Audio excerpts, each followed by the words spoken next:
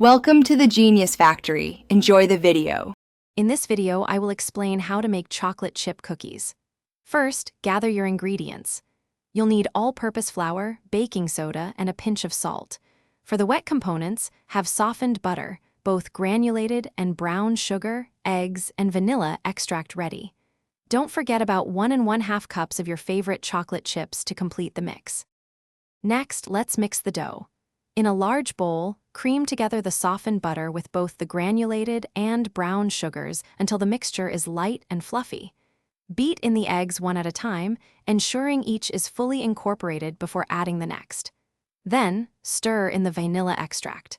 Gradually add your dry ingredients, mixing until just combined. Now it's time to prepare the cookies for baking. Gently fold in your chocolate chips, distributing them evenly throughout the dough. Using a scoop, place rounded portions of dough onto a baking sheet, leaving about 2 inches of space between each one. For best results, chill the dough for at least 30 minutes. This helps prevent excessive spreading during baking. Finally, let's bake these delicious cookies. Preheat your oven to 375 degrees Fahrenheit.